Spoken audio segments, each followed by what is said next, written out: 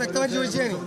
ഒന്നാമത് രീതി കാണിച്ചത് ഇതിൽ കാണിക്കുകയാണെങ്കിലോ ഈ അപകടം സംഭവിക്കും. അത് രാവിലെ മുഴുവൻ തൊഴിലാളികളും ജോലിക്ക് പോകുന്ന സമയം, അതുകൊണ്ട് ഇത്രയും ഒരു അപകടം ഒഴിവായി കിട്ടി. മറ്റൊരു 10-50 ആളത്തിന് അടിയിലുണ്ടാവും. അവരെല്ലാം ജോലി കഴിഞ്ഞിട്ട് റെസ്റ്റ് എടുക്കുന്ന സ്ഥലമാണ്.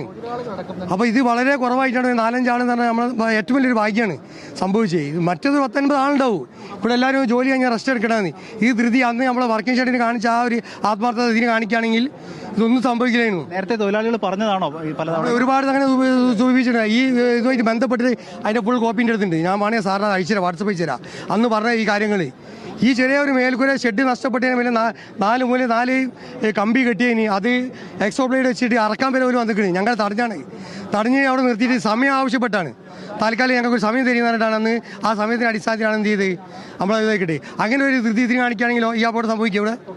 അതോ കൗൺസിലിംഗ് രൂപീകരിക്കുന്ന മുമ്പേ ഇത് വലിയൊരു അപകടമാണ് നമ്മൾ മേഖലയിൽ നിന്ന് ഒഴിവാക്കി കിട്ടി. ഇവിടെയൊക്കെ ശരിക്കും വല്ലതും കൊണ്ട് വീഴുകയാണെങ്കിൽ എന്താ സംഭവിക്കുക? ഒരുപാടാക്കി മരണം സംഭവിക്കും. ഇതൊരു അനാസ്ഥ തന്നെയാണ്. ഇതെന്തായാലും നമ്മൾ ഒരു കുറ്റം പറയല്ല, എന്നാൽ ഇതിനൊരു നിയമം നടപടി എന്തായാലും ചെയ്യണം. ചേട്ടാ, ഈ നേരത്തെ തന്നെ വ്യാപാരികളൊക്കെ ആവശ്യപ്പെട്ടതാണ്. വ്യാപാരികൾ ആവശ്യപ്പെട്ടത് മാത്രമല്ല, ഇത് കാലാരണപ്പെട്ടിട്ട് ഞാൻ മനസ്സിലാക്കുന്നത് 10 വർഷത്തിലേറെ കഴിഞ്ഞിട്ടുണ്ടാവും.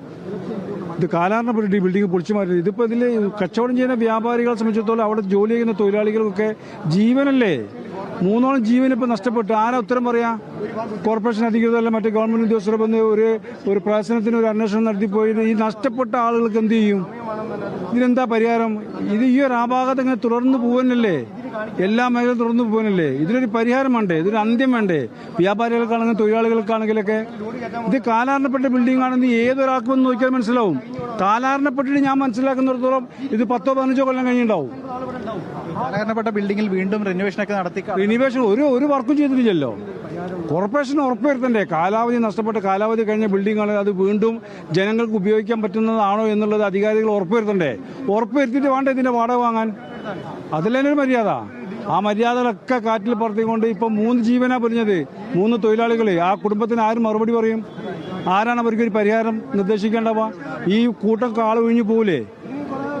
അവർക്ക് താങ്ങായി തണലേറ്റ് ആരുണ്ടാവും? ഈ പറയുന്ന ഗവൺമെന്റ് ഉണ്ടാവോ? ഉണ്ടാവണം ഗവൺമെന്റ്. കോർപ്പറേഷൻ അതിന് ശക്തമായ നടപടി.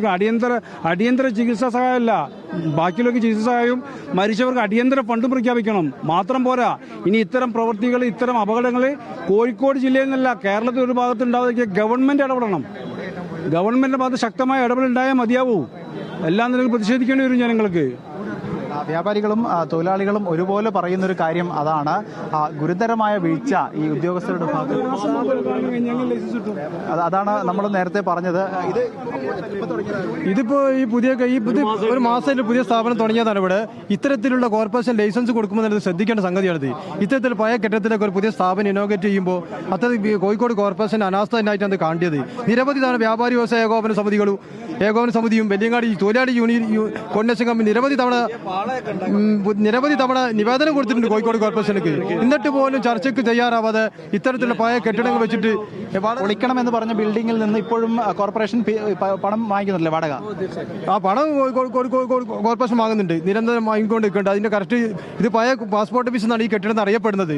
ഇത് 3 കുടുംബങ്ങളാണ് ജീവിച്ച് ഇന്ന് മരണപ്പെട്ടിട്ടുള്ളത്. അന്നന്ന് കിട്ടി ജീവിക്കുന്ന കുടുംബങ്ങളാ. റമദാൻ മാസമാണ്. എന്തോ വലിയൊരു ദുരന്ത റഹീം പറഞ്ഞമാർ ഒഴിവാക്കി കിട്ടിയത്. ഇത്തരത്തിലുള്ള ഈ അനാസ്ഥ ഇനിയും കേരളത്തിൽ കോഴിക്കോടല്ല എവിടെയും സംഭവിക്കാതിരിക്കാൻ നമ്മൾ നടപടി സ്വീകരിക്കുമെന്നാണ് വ്യാപാരി വ്യവസായ ഏകോപന സമിതിക്കും തൊഴിലാളികൾക്കും പറയാനുള്ളത്. നേരത്തെ പറഞ്ഞതുപോലെ ഇതിനകത്ത് ഈ ബിൽഡിങ്ങിന്റെ മുഖം നമുക്ക് കാണാം എത്രത്തോളം പഴക്കം ചെന്നതാണ് എന്നുള്ളത്. ആ ബിൽഡിങ്ങിൽ നിന്നാണ് പുതിയ ഒരു കട, നമുക്ക്